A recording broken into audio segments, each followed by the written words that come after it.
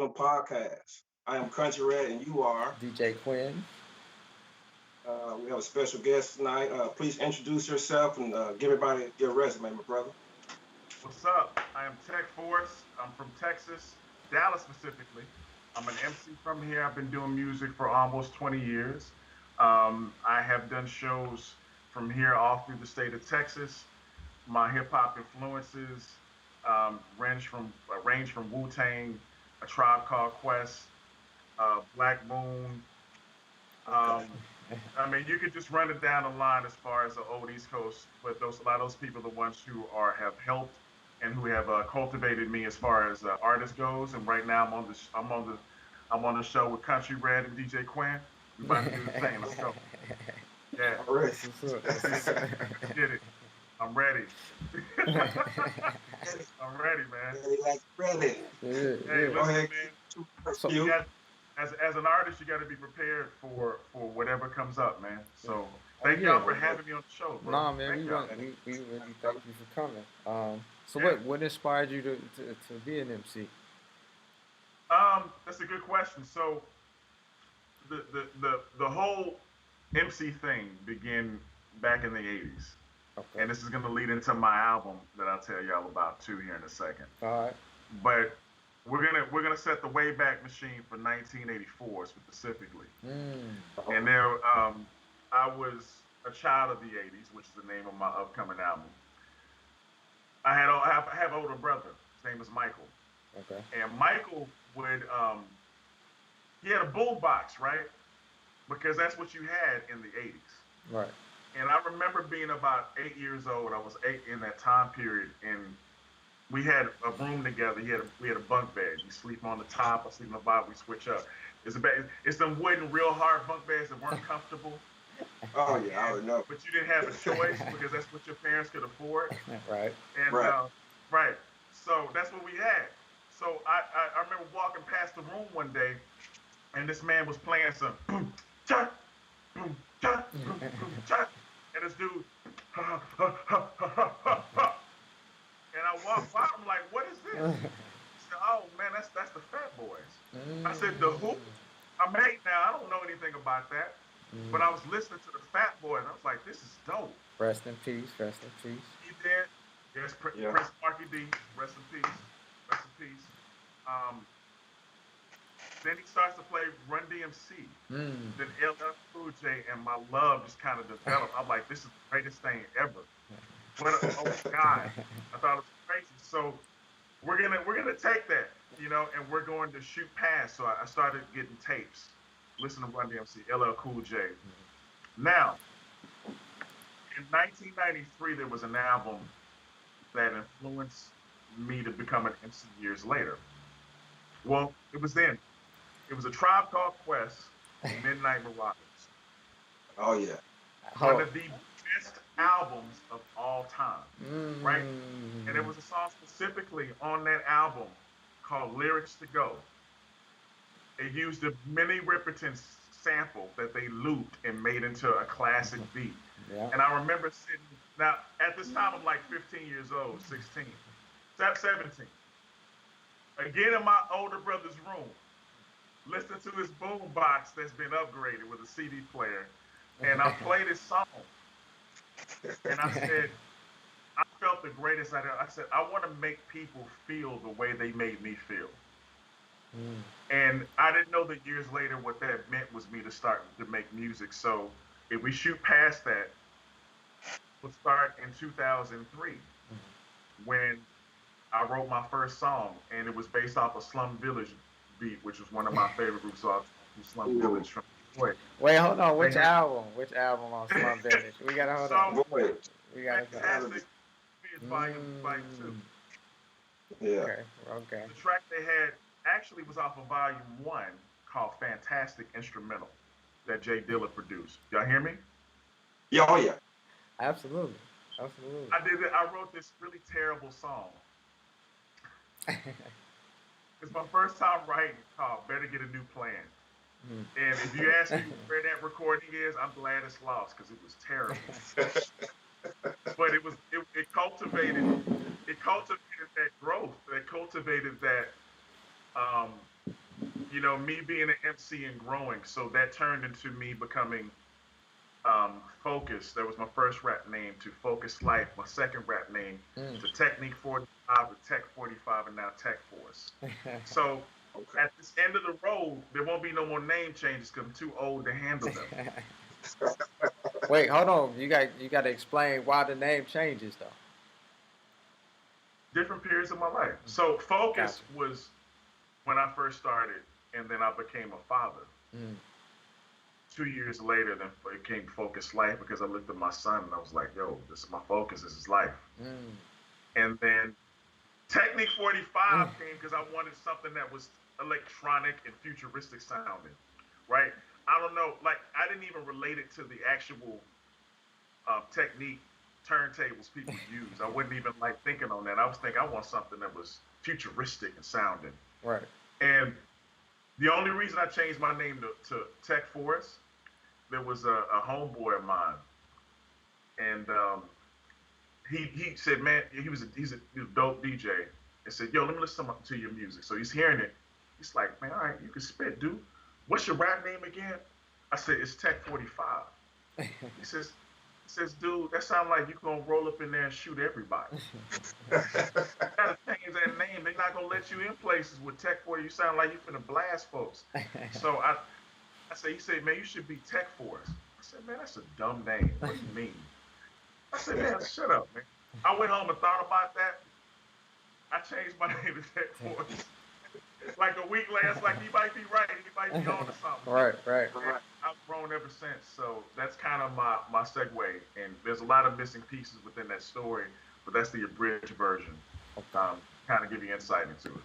So that makes sense. Yeah, absolutely. Yeah, word up. So, were there any you being from Texas? Did you? I'm pretty sure you listened to some Texas artists down there also, along with the East Coast boom bap. So, who's some? Okay. I listened to some Screw. I listened to Chameleon. I listened to Big Mike. I listened to Ghetto Boys, Scarface. I'm trying to run down the lane now of everybody I listen to. So the Texas artist was in place too, and they help ground as far as the storytelling goes. Yeah, so absolutely. It's weird because like I've been influenced by everybody. So as I say that, there was also the West Coast. I'm sorry, the Midwest influenced by Common. Yeah. Right. Common, one of my favorite artists in the world. Chicago. MC wise. And then I listened to Twister. Chicago. Who had another spin on it. Yeah. Right, Shot Town. Right. Then there was Bone Thugs. Some more of my favorite artists back in the day. Right. Midwest. You go to the West Coast, it was Souls of Mischief and Raz Cats. And there was Dre and NWA, Snoop, and all them. So I feel like an MC, man, like when you live in Texas, you're in the middle of everything. Right. Your influences are all coming here because they all mess with Texas. Yeah. They always listen to UGK. They was all listening to Ghetto Boys. They was all listening to Big Mike. They was all South Park Assassin, all of them. Because it doesn't matter what hood you from, hoods are the same wherever you go. One might be a little faster than the other one, but it's all the same. So there you go. That's dope. Hey, I hope that's a good explanation. No, I'm good. Go ahead, Q. Hold on before we go any further. So, how you been to Phoenix, man? You know what? That's on my list because Phoenix got a dope hip hop scene. And there's a guy that I told you about before, Mr. Miranda, who's a dude I built for years. And he does a show, I think it's called Give Me Five, out in your hood. Okay. That promotes independent artists. Okay. It's getting a lot of major like looks. So you got to look for this cat. He's in your city, Quinn. The Mr. Miranda. I'm giving a shout out. He don't even know it, but I'm messing with him. I'm messing with him. When we get just text me his info, and I I'll get with him. I hit him up. I'll link y'all up, and I say, hey, I got somebody in your hood that would benefit being on your show. Okay. Because interviews folks that are doing positive stuff. That's the whole thing about the show. It's a good look. So if you guys are interested in that kind of look on YouTube as well as being streamers, podcasts, you can do that. You know what I'm saying? Yeah. Oh yeah, absolutely. We definitely Straight up. doing that. So just let everybody know they had the little anniversary out here. Let me see. The image is messing up right now. I can't really see. I see the Cowboys. Okay. Hold it back a bit. Hold on. They can see it on the other thing. Let me look at make sure it's suitable for y'all. Hold on. Yeah. Because I know y'all can't. I'm sorry, y'all What can't. My bad, okay, Red. so My bad, Red. My bad, Red. You know, here we go. Elizabeth. Oh. So they got AC alone, Supernatural. They got the second What is that? annual. Finesse? Yeah, that's going on. That was yesterday and today. Cast? They here yesterday and today. So I opened up for Raz. Oh wow, what was that like? 5 years ago, opened up for Raz. I did. I met him.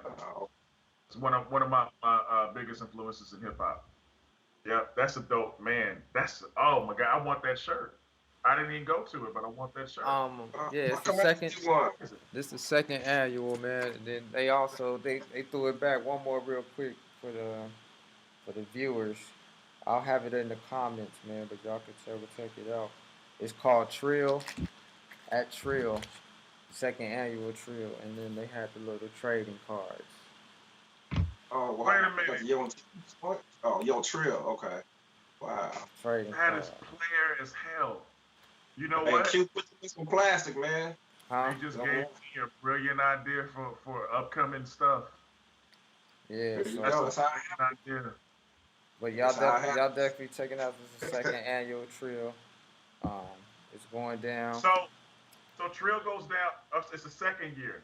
Yeah, this is second annual. Absolutely dope. Supernatural. It's absolutely dope. Got Raz Cash. And Raz, yes, that's. Y'all, you got everybody here yesterday and today. It's going down right now. It's going down right now. There your boy.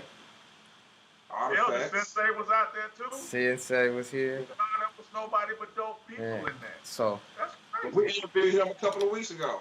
Yeah. Yeah. So man, I got a reason to come out to Phoenix this time every year. They don't do that out here. Well, we'll link you up with the guy. Matter of fact, he's coming on the interview. The guy who owns Trill, he's gonna be an interview. So y'all definitely check that out. You want to do something out in Dallas? Yeah, we have to do that. There's something out in Dallas that I know several MCs myself that would be willing to even open for legends like that, man. Because I don't.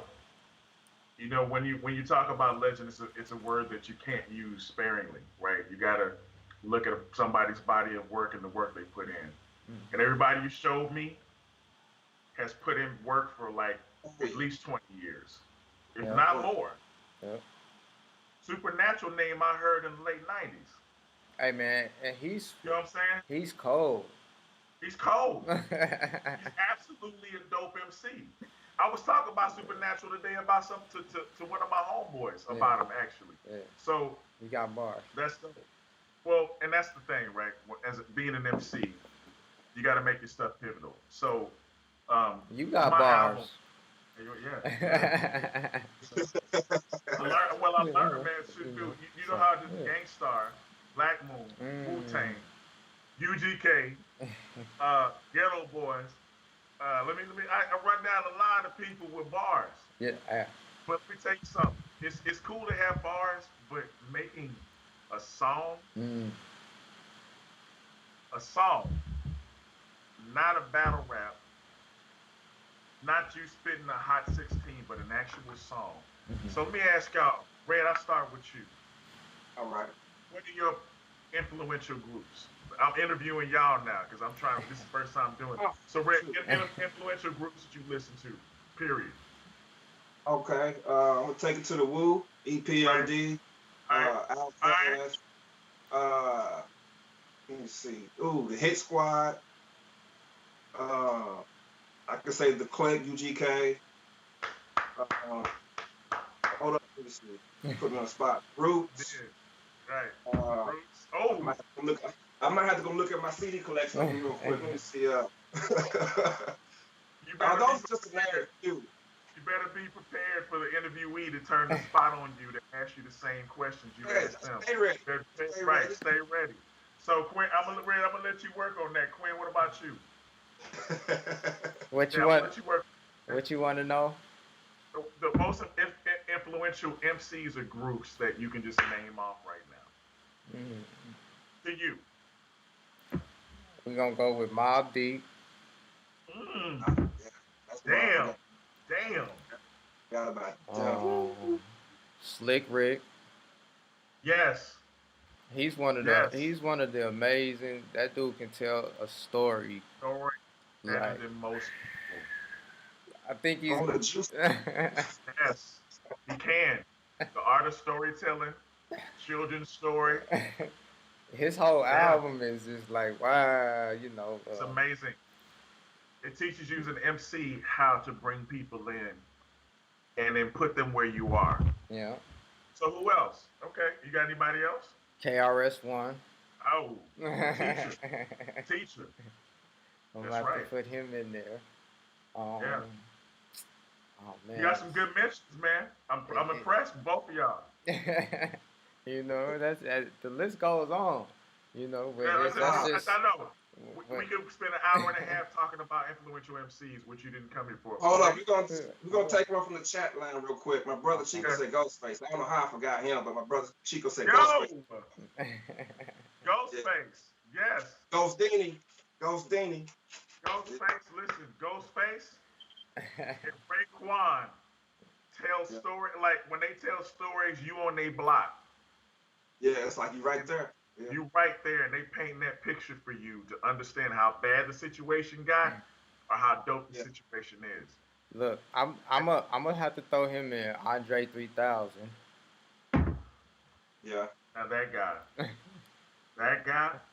So let me tell you something about him specifically. So if we want to go back to when The Love Below was released, that was 03, wasn't it? 03? Look, that's a cold album. People just don't understand me if you just really listen to it. I wasn't in 03 because I was out of college by then. Nah, I think you. So The Love Below / Speaker Box are two majorly dope projects. And to me, they were like the pinnacle of Outkast. Like, when I say the pinnacle, artistically. So, you got AT Aliens.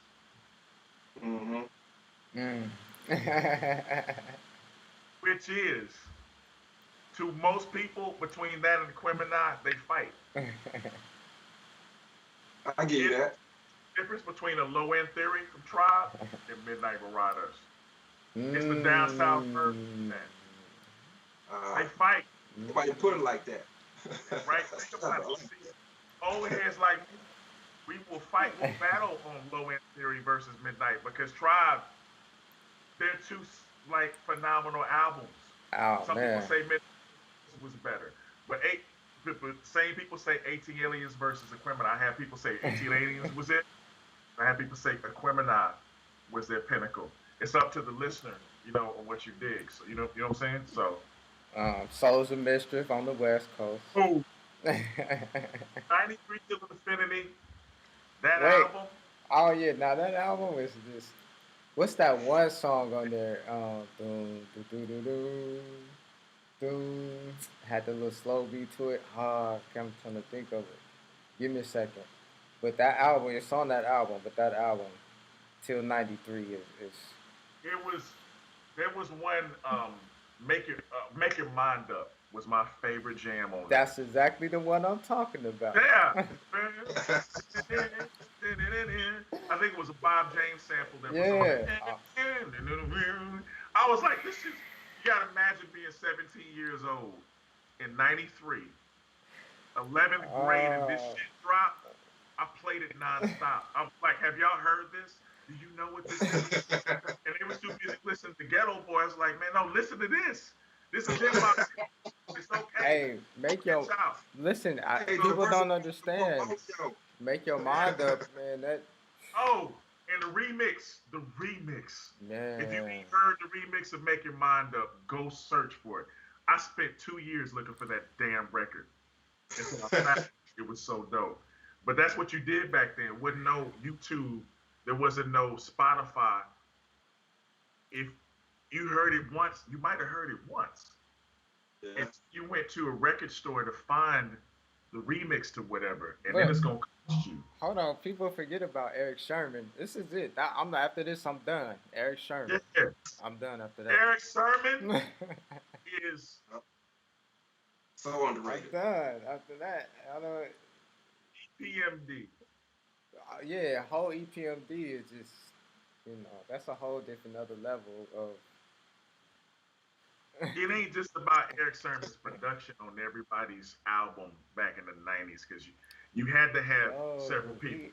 One was P Rock, one was DJ Premier, and the other one was Eric Sermon. If Eric Sermon did a remix for you, it was guaranteed to go gold or platinum. That was what it was. Period. Yeah. And he's still dope. He's still to this day. So it's so funny. I make a mention on the album, on the new track. I say, I skate on tracks like I'm in the Olympics. EPMD with its serious business. Wow. That's one of my lyrics on the track called Just Stop. I made mention because that's the architects. Yes, sir. Right. So, and y'all, you know what? I mess with y'all.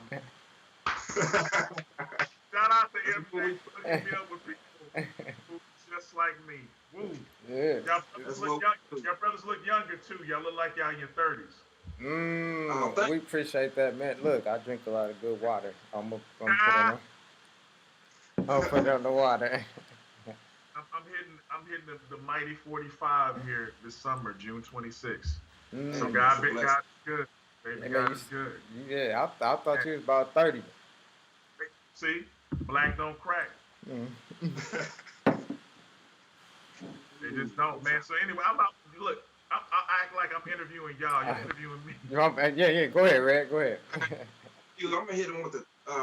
You know how we do our top 5? I'm not gonna do songs. Go ahead. I'm gonna go you into like animation and video games and stuff like that from just looking at your album covers. So, okay. What are your top 5 video games of the 80s and 90s, or animation cartoons of the 80s and 90s? I'll start out with animations first. Okay. That seems to come easy to me versus video games, because when I get that video game question, it changes all the time. Okay. So animations of the 80s. Robotech is at the top. Okay. Thundercats. Okay. Voltron. G.I. Joe. Okay. Transformers. Okay. There you go. Top 5. That's it. That ran the 80s for me. At that time period, there wasn't nothing else. Because Transformers, I can't tell if Transformers or G.I. Joe started it off for me. I think with G.I. Joe. Damn, I'm forgetting He-Man. See, now you asking a loaded question. I don't appreciate that. Hey, man. That's what I do. No, those are my top 5. That's my top 5. Those are the cartoons that basically raised me. What about video games? Video games. Yeah. We talking 80s and 90s? Let's do 90s. I think that's a little easier. Do 90s. Chrono Trigger. Secret of Mana. Street Fighter 2. Okay. Where am I going next? The Legend of Zelda Ocarina of Time. Now, hold on, man. Zelda was one of the coldest. Yeah. Let me just tell you how many hours I spent. You put it to Zelda. With Zelda. No. Zelda though. With Zelda. With just Zelda, bro. Do you know how long I used to just sit there and be like, how in the fuck can I move over here to over here? Yo, and I'm up all night. Right. And I'm up all night. I'm up all night. That's it. Moms, cut that game off. Wait a minute. Yeah. I'm trying to figure some shit out here. You gotta keep the NES on. She tell you to cut it off. You leave that TV off. Keep the game on so you get back to it. Exactly. Oh, it's not going nowhere. Cause there was there wasn't a memory card then, was it? Did you have to start all the way over? Well, Zelda, you were able to save. However, you couldn't save in a specific spot like you can now. It was something. Games let you save where you left off. Yeah, it was so something. You had to keep it. If you was in a tough spot, I tell you, case in point. I'm done. I had a homeboy that had Ninja Gaiden, and if you ever played the that's another one. That was the toughest damn game in the world. So I had a homeboy. I remember going to his house. He got to this party, so I never got here before. And I was in his house like 5 hours. He paused the shit, and his mom told him I had to go home. And he said, I'm not going to cut this off. And he looks at me like that. I'm not going to cut it off. He kept that on all night. I know he did. Because you to get back to that in 1980 something. I understand that's work. It's an investment of time. So no. Yeah, man. Shit is real. Yo, that was some real games back then. I couldn't get nowhere on Mega Man. Whoa. So now you talk about a whole nother level of hard. Yeah, that wasn't right, man. You get one life, I think. First one life. The first Mega Man was the toughest damn game of all time. So, I beat Mega Man 2 and 3, and that was it. That's the only Mega Mans I beat. How many years did it take you to beat it? You know what, Mega Man 2? I was on that shit. I didn't sleep. I had an hour sleep a night, and then would jump on the game. I'm looking for my parents like this. Yeah, right. So, yeah, man. So, question on y'all, top games. Red started off. Top games of that 80s and 90s. I'm gonna do 90s. I'm gonna do one for the Sega Genesis and then one for Super NES. Okay. So my Sega Genesis 16 games were Streets of Rage 2. I forgot. Was it wait a minute. Mortal Kombat. Okay. Trying to think of probably the Bulls versus Lakers. That was on the. Yeah, that was on Sega Genesis. Yeah. On Genesis, because I had Bulls versus Lakers, and that shit was tough. That. Let me go Super NES, Street Fighter 2 Turbo. Yes. The John Madden games. The EA Sports games. Oh my God. I take that back to the Teenage Mutant Ninja Turtle games, the arcade version. That they put out with 2-player on SNES and Genesis. Yeah. And they renamed it the Hyperstone something on the Genesis, but it was the same damn game. Okay. I like that, Red. Quinn, you up? I'm going to go with Double Dribble. Oh, shit. Woo! Was it Double Dragon? Double Dragon. Yeah. Double. Double Dragon. Sonic. I was a Sonic kid. Okay. Oh man. Greatest hits. First system. I got my Genesis. I love Gallagher. I love Gallagher.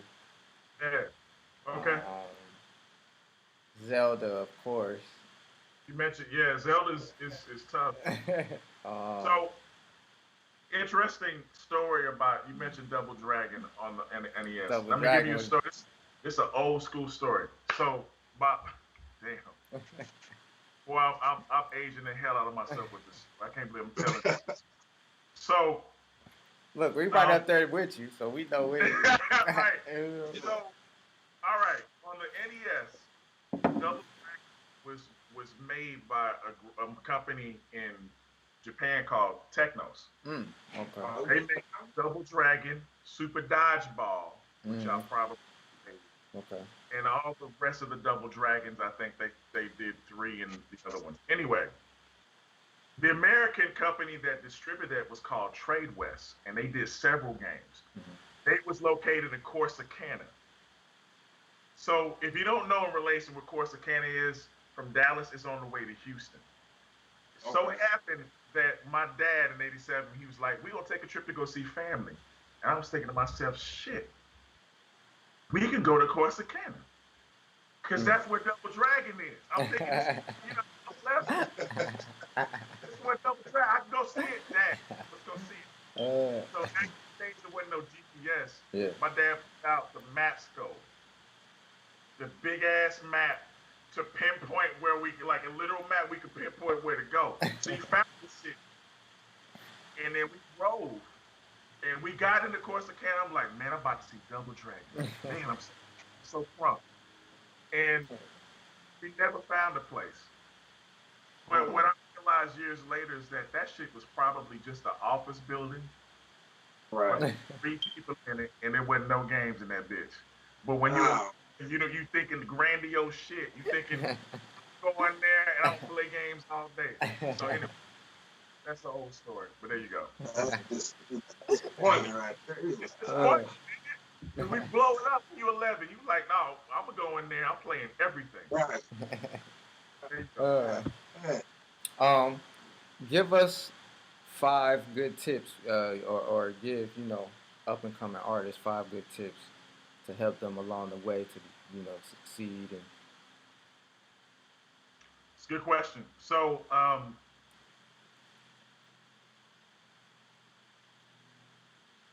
you need to create your business name, register your business, get your publishing in your own name, so that when you have tracks, you don't have to pay anybody else for publishing. It all goes back to you. Go register yourself on ASCAP or BMI, get your name registered, set up your publishing so everything points back to you as an artist.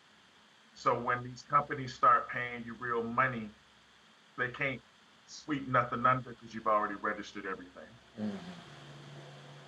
Make sure when you're doing music, you're being true to yourself. Write about what you know, not about what you don't. Because people will point out when you don't know stuff, living a life that you don't really live, they'll find out and they'll test you. Yeah. So me as an artist rapping about video games and anime and all that stuff, can't nobody say shit to me. Have I rapped about anything else? No. I'd be like, well, Tech rap about this. I know what he about. He true to himself. That's helped me in my life. Also, make sure you have people around you who are like-minded, that see your goals and your vision. They see who you are and what you want to be, and they actually want to help you. Investments. And the 5th one would be, when you get discouraged, think about why you're doing it in the first place. If it's something that you want to continue to do and it makes you happy, keep doing it.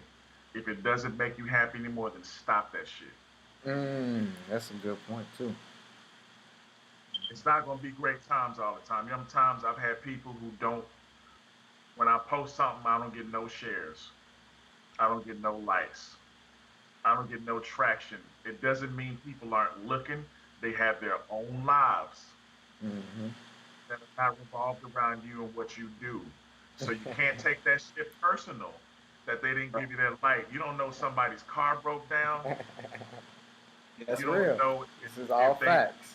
They kids are causing trouble and they can't look at shit. It don't mean they don't care about your stuff. But what I found out is the people that do care about you will show up consistently. And you don't have to tell them shit. They'll do it on their own. Facts. So those are my 5. I got way more, but we're going to keep that shit to 5. Because everything else people got to pay for. And let them know where to go, where they want to send you anything, what's your hashtags and all that. All right. So if you want to look for me, I am TekForce. You can find me, and that's TekForce. I know Red and Quinn are going to post all this. They got this. These are professionals. But if you're trying to find me, you can find me at Facebook, TekForce. Instagram is TekForce as well. Spell that for the ones who don't don't know how to spell. At TekForce, again, it's TekForce. At Instagram, like I said, it's TekForce. At Twitter, it's at TekForce Rises, like on some Batman shit. I'm on Spotify. On YouTube, I'm TekForce. I'm even on TikTok for some damn reason. But that's a good thing. I'm terrible at TikTok, man. I can't do no dances and all that. I'm trying to be an MC, and they want to see me do some dances. Nah, I'm cool. So you can find me. Also, my shot. Go, sorry. No, I was going to say, we haven't spoken about your album. Tell us about your album and your singles that you have out. I was about to segue into that. Thank you. So my album's called Child of the 80s. And reason being, like y'all already know, just talking to me, right, where my headspace has been at and what I've been influenced by. But I've always wanted to do an album that was talking about not necessarily everything I went through, but it had the spirit of the 80s, right? And when I first started cultivating it, there was a friend of mine, Michael J. Pena, who's out of Austin. Okay. And what kind of was like a catalyst is when he sent me this beat. He was like, yo, I got something for you and T-Rex. Now, T-Rex is my manager and MC, a.k.a. Lewis Gray of the group. Shout out to him and DJ Kawam. Okay. So T-Rex, he was like, I got a song for y'all. I was like, this is that 80s stuff he was talking about because I talked to him about it. Mm-hmm. He shot that beat to me, and that shit was in pocket with Planet Rock and everything you heard from the 80s, like times 100. We hear it, and we like, Lewis is like, yo, we got to drive down there and record it. Now, Austin is 5 hours from Dallas, which is not a crazy drive. It's 5 hours. So one day we take the trip and we drive down there. He takes us out to eat. We go back to his crib in his garage. He's got a studio. We spend the next 7 to 8 hours recording this song. Mm. By the time we were finished, Red Quinn, that shit was on fire. We're sitting back listening to it like, yo, this might be that shit. So this is 2019. Okay. I release it, and my manager, Lewis, gives me an idea. He says, man, what you should do is go find Beat Street or Crush Groove. Take a scene from that and couple that with the video, and then see how people like it. I do that shit and I edit it and make it work. It comes out fantastically because it fits in pocket with the theme. Right. Release it, people like, oh shit, this is nuts. Dude, this is the 80s. This is it. It took about 2 years, but the single's popping overseas now. Now it's playing in the UK, it's playing in Germany, it's playing in Japan, it's playing everywhere. Mm-hmm. But it's a bunch of work of promo making it happen. So the album itself, I've had 3 singles that came out: Never Again, Trapped, and Move. Are these? I got a 4th single coming. Hold on, I mean to cut you off. Are these independent or are you doing this stuff in this independent? It's me. It's through Life Cycle. My company's named Life Cycle Entertainment. Okay. So I'm doing everything in house. Everything is under my banner. The album, promotion, everything is under me. Okay. That's my brand. And the reason I call it Life Cycle Entertainment is because Tron is my favorite movie of all time. Okay. The original Tron, I love Tron Legacy. And back in the day, I was like, I want something to reflect that love.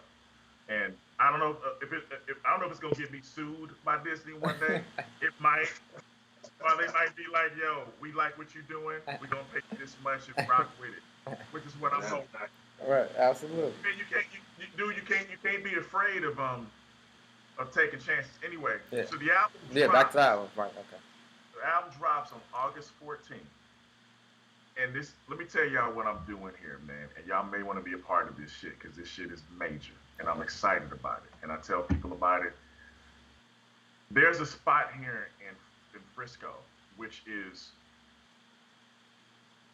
where the Cowboys have their practice stadium. I was going to say, let them know it's Dallas, Frisco, not Frisco. Dallas, right. Now, not San Francisco, but Dallas, Frisco. Right. The Cowboys, Jerry Jones built this $1 billion stadium where the Cowboys practice in Frisco. So you probably seen it when they do before, the pre-show. Make They'll sure show the you studying this, Red. Make sure you studying this. Right. Cowboy. Jokes and jokes. Write it down. My bad. Go ahead. That's good. So, they got this spot called the National Video Game Museum, and I've built my relationship with them over the last 6. They've been open 6 years, and it is dedicated to Zelda, dedicated to Atari, to Nintendo, to Super Nintendo, all the systems we grew up on back in the day. They got one spot where people can play all these systems and learn about the history of them, right? Okay. So for me and who I am, it was a perfect spot for doing a Child of the 80s album release. That's dope. That's dope. So it's going to be there August 14th, and it's going to be this huge party we're doing, the album release. My dude from Atlanta, DJ Sean Swift, is going to be DJing for me. He's flying in. Okay. Really notable DJ. DJ Kawan is going to be there as well, who's also another notable DJ. Salute to the DJs. And of course, to the DJs like yourself. Yeah. And then, we're going to do a big, man, have it set up. So I haven't even finished recording the album, but I will be in the next month.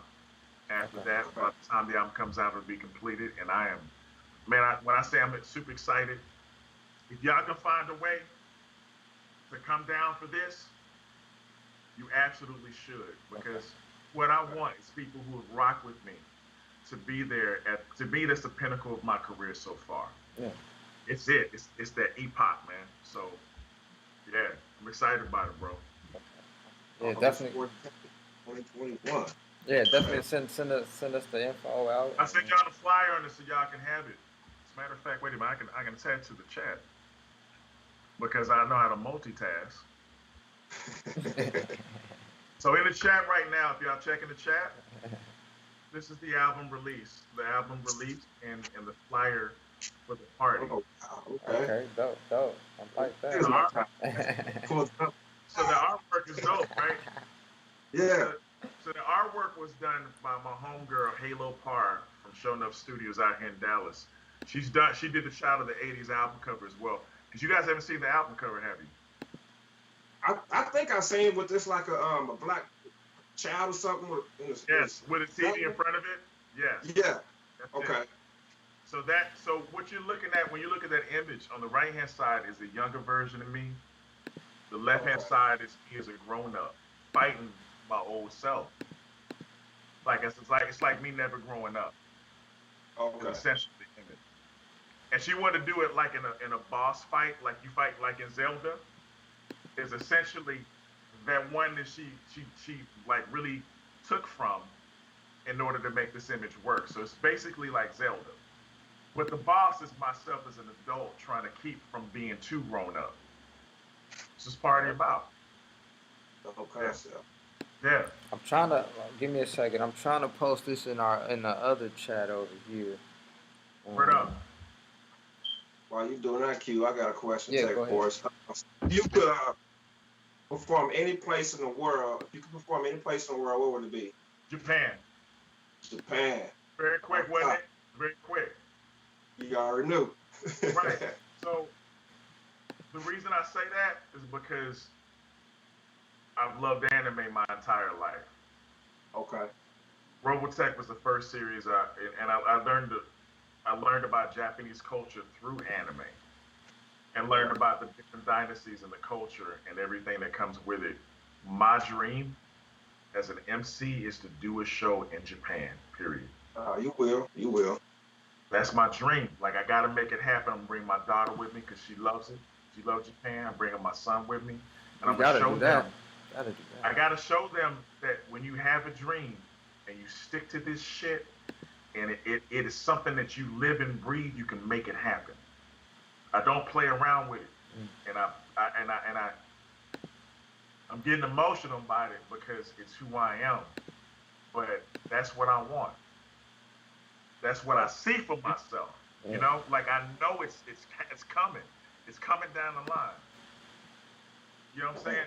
I look at brothers like yourself that are doing what you do, I know y'all shit is promised because y'all are working on it. Yes, sir. Yo, I got Appreciate wait, hold up. Matter of fact, because you know I shit shit. What prompted y'all to start this? I'm curious. Do you want to go? Yeah. Man, you know, we actually had started this a couple of years ago. We was doing Right. this, and then we just kind of stopped for a minute. But I think we was just, you know, because we were just trying to give back, and you know, we knew, like even before then, when we first started 2 years ago, we was interviewing a lot of upcoming artists or artists that people really didn't know, you know, and that's what we've always kind of really been about, was just, you know, trying to get other artists they shine, to let other people know there's other artists out there that's dope. You know what I'm saying? Like, there's a lot of dope artists out there, so We appreciate you. We appreciate y'all, everybody man. need their shine, you know. Everybody do. Yeah. But I But you think know that's, what, yeah. man? Yeah, go ahead. Go ahead. I'm No, I listening was to just you. saying, I think that's what, you know, prompted us to start this. What you think, Red? I mean, No, that's exactly right on point. Now, were there times where we had self doubts? You know, yeah, there were times like, absolutely. I don't know, but we kept on pushing one another. You know, look where we're at now. You know, just perseverance. Just, you know, we believed in ourselves. This is where we at right now. You know. And y'all brothers keep pressing because y'all inspiring other people, Yeah. and we don't know who those people are, but I can tell you Yeah. that you inspire, especially people of color. We need more Oh yeah. of us inspiring other of us. You know what I'm saying? Because that's so real, man. I I got another story. Go ahead. Absolutely. There was a show that I did several years ago. I tell this all the time, and I don't know why I keep telling it, but it still means a lot to me even to this day. Right?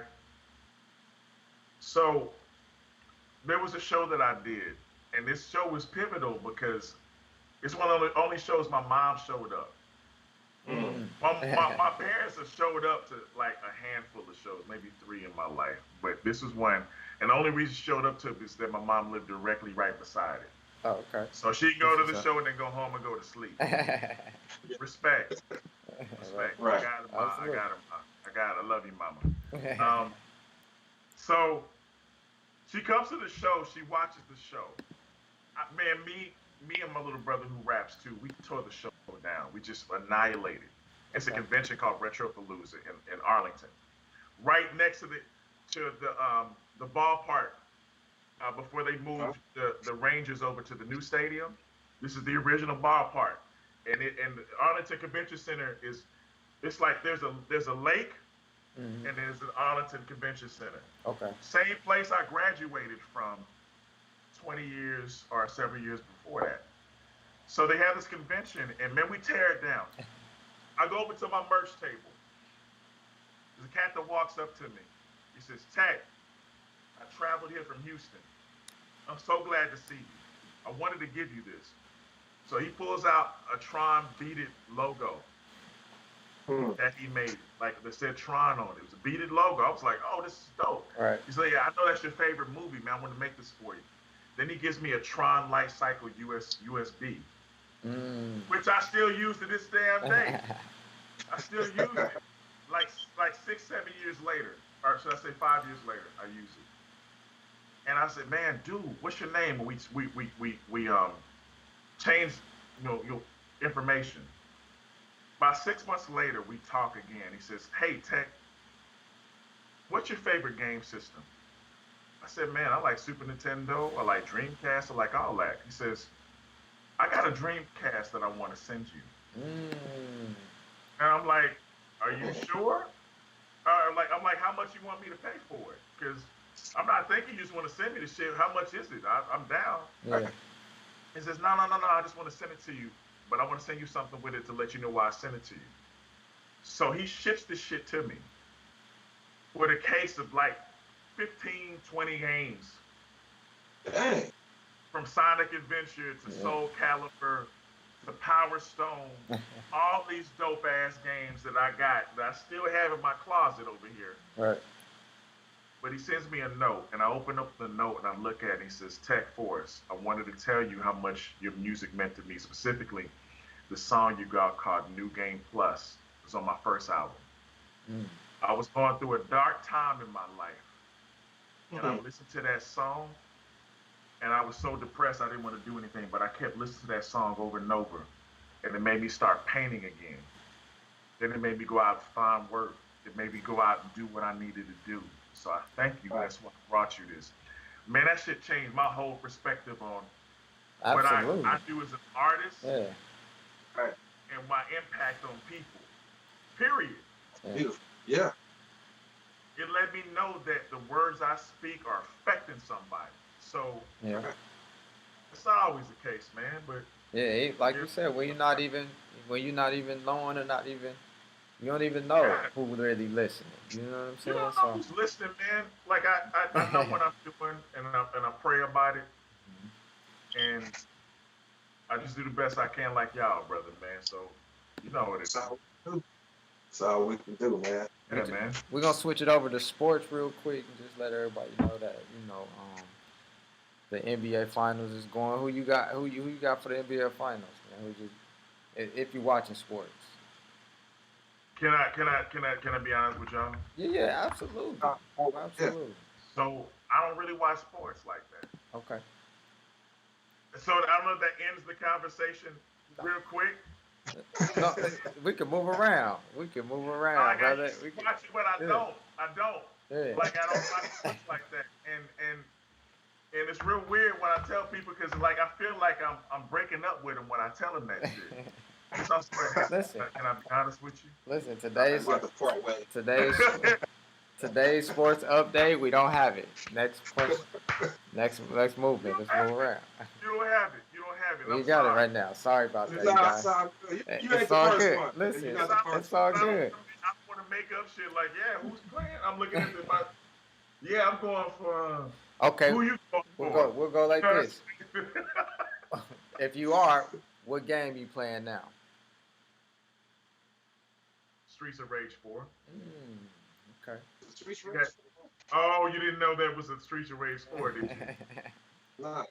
Well, I kind of fell back from the video game circuit, but I thought I stopped at 2. Come back. We miss you. Come back. We miss you. What platform is it on? What gaming system is it on? What you playing? What's the game system you prefer PS4, right now? PS4, always PS4. So you're a PS person? I mean, I'm always a PlayStation person. Okay. So I used to be Xbox. For one game specifically, Gears of War. Gears of War series on Xbox. Hands down was my favorite, even over Halo. Like my son loves Halo. He plays that shit to this day like it just came out. And he whoops my natural ass on Halo every single time. It sucks. And I'm the one that showed it to him when he was like 8. And he's 19 now, so he's been whooping my ass a long straight time on Halo now.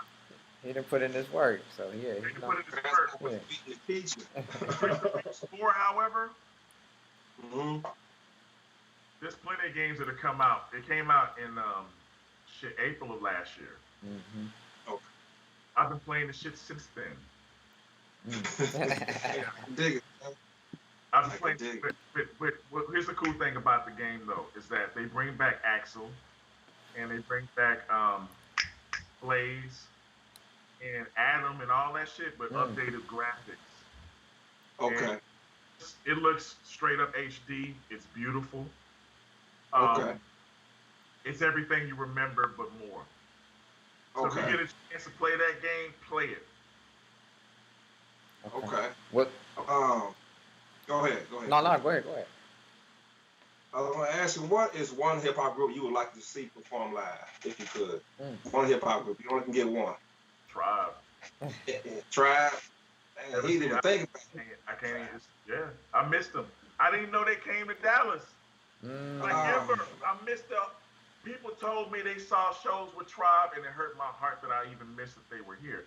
But the times they came, there was no social media.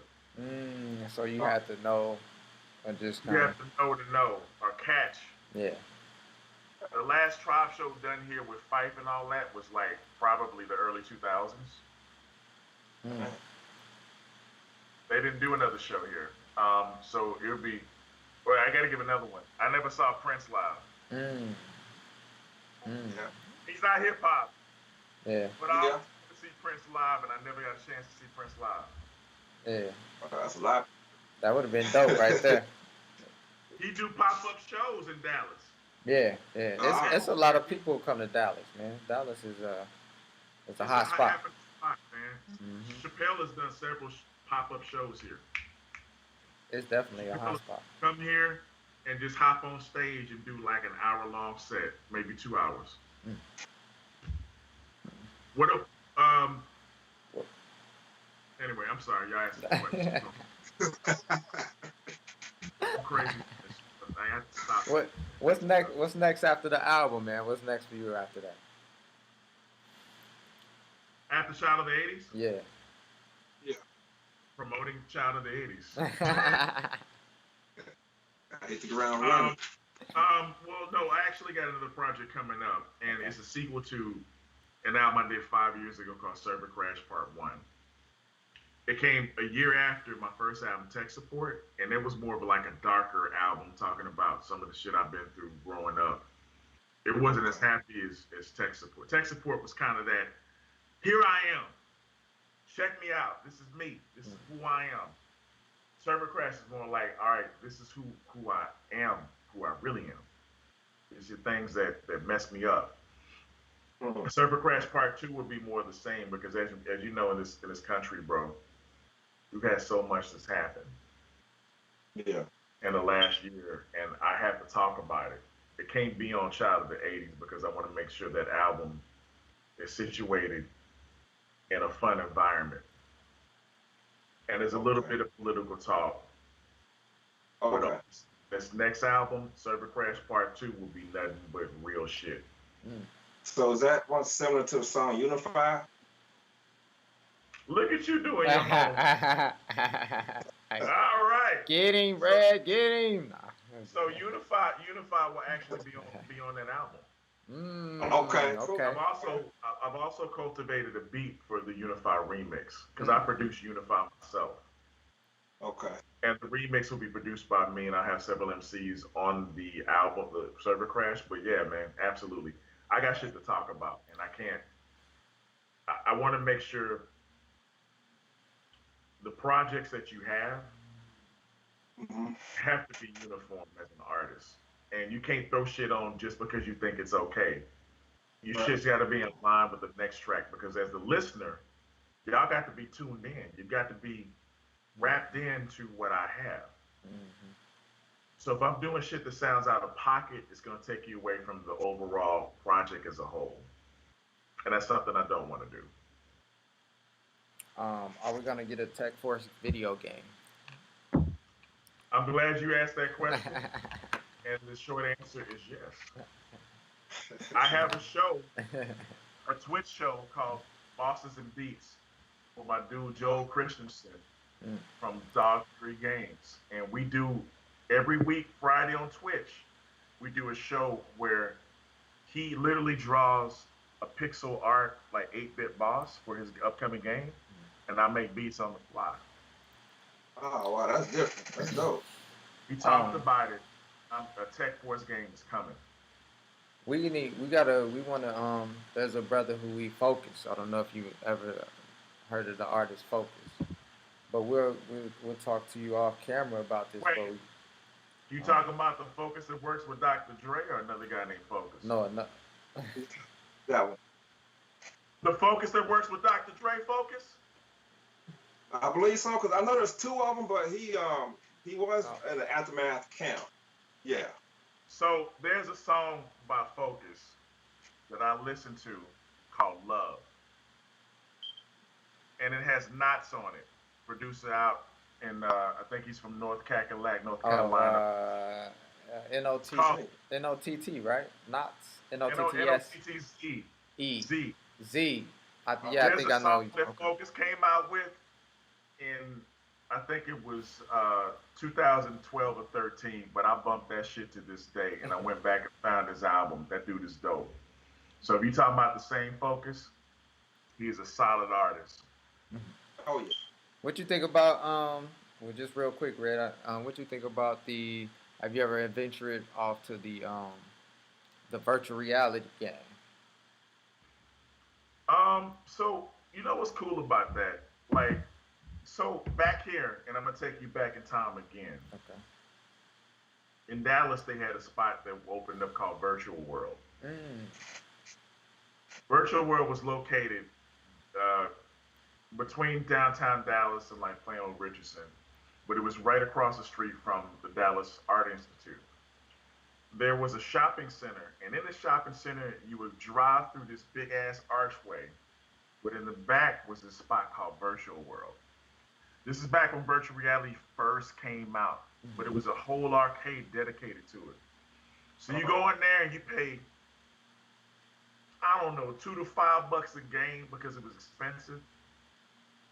But there was one that was like a mech game that you could play. There's another one where you were a spaceship, and you were, I think we were the only ones that had this place. Okay. Now when I say it was futuristic, this is 96. So the shit looked like Virtua Fighter, the original one where it was blocking. Yeah. All of that shit is what they had back then.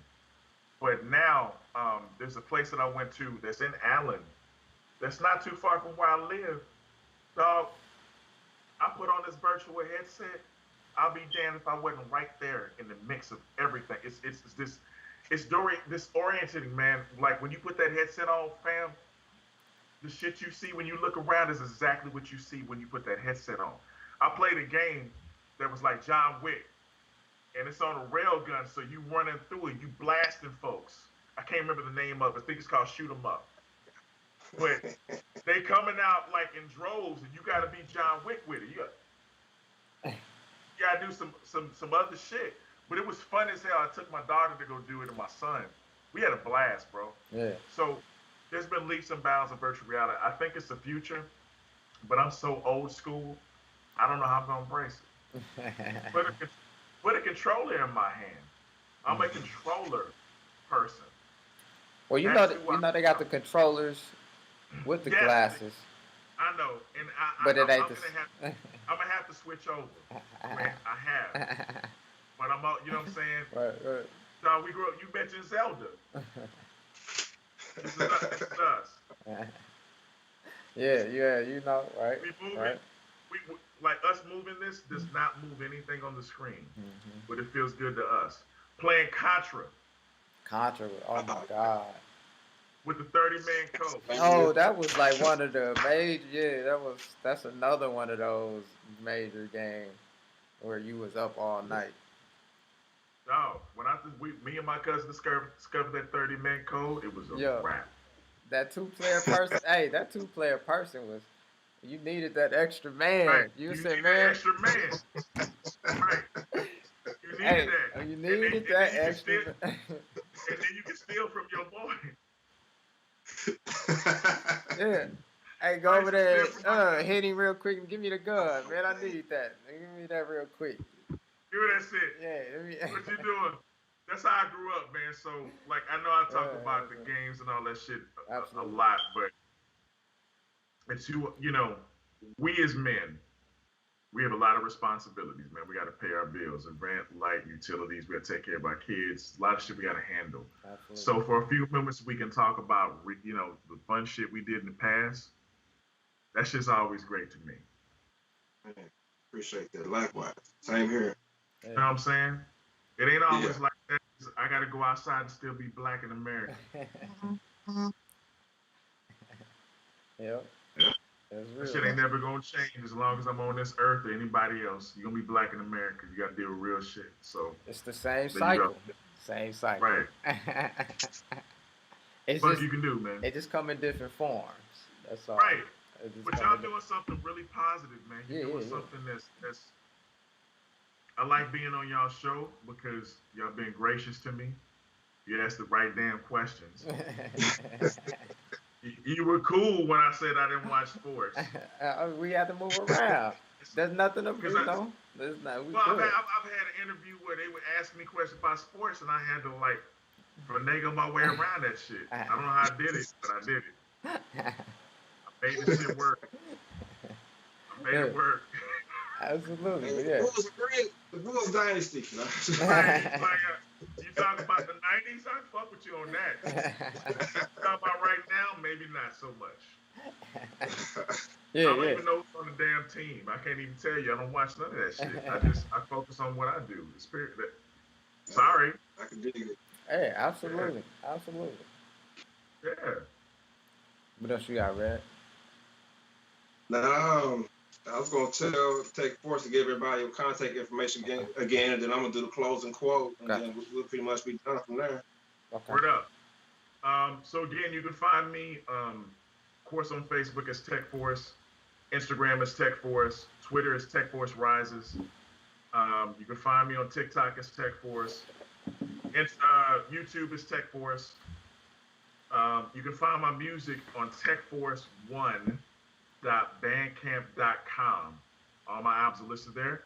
Spotify, Apple Music, all over the place. Find me, spread the word. Yeah, check this brother out. He has a vast catalog of music also, a lot. I'm going to hit y'all with this closing quote. It's by Daniel J. Boorstin. I hope I pronounced his last name because I mess him up. Forgive me. All right. So the greatest enemy of knowledge is not ignorance. It is the illusion of knowledge. I'm going to repeat that again. The greatest enemy of knowledge is not ignorance.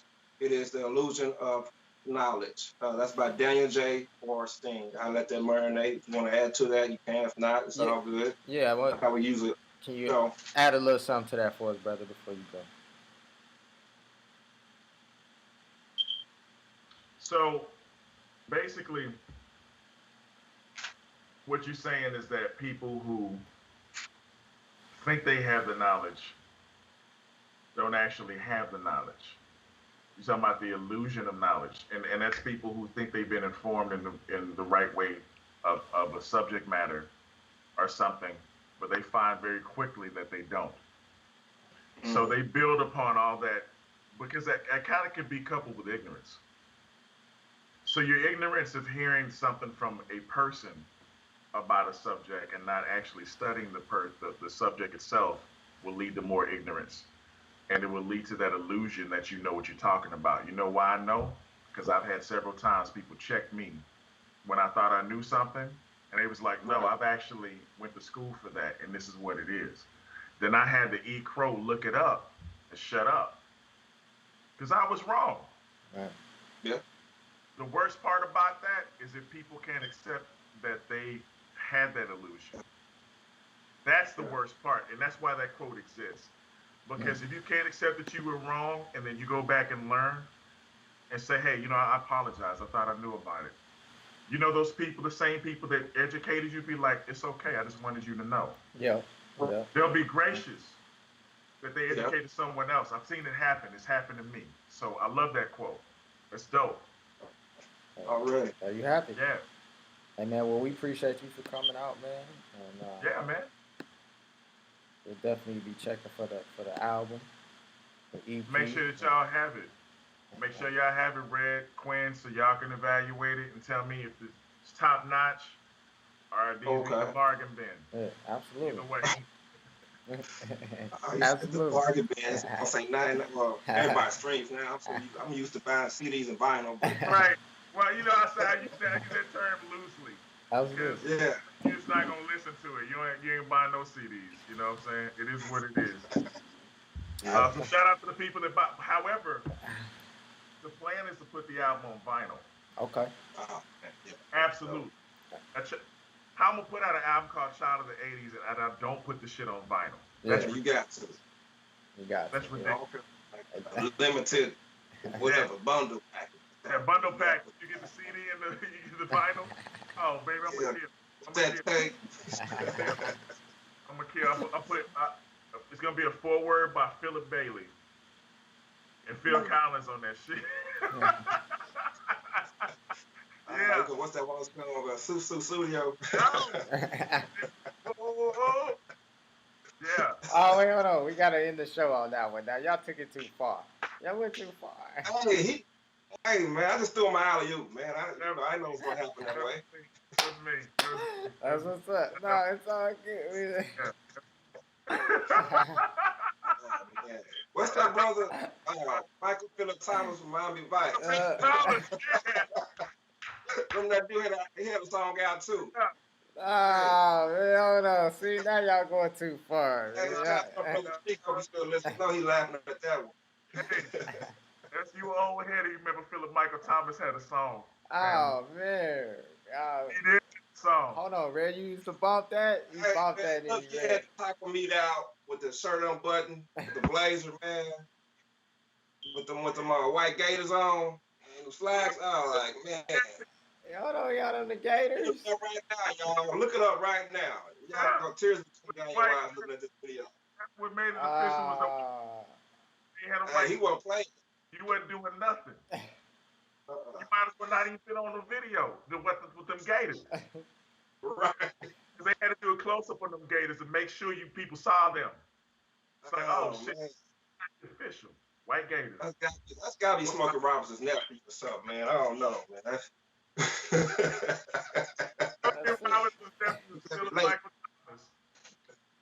heard it here first, y'all. That's it. It's over, man. I'm gone, man. We're giving y'all too much. We out. We'll start charging. It's been fun, Jim. All right.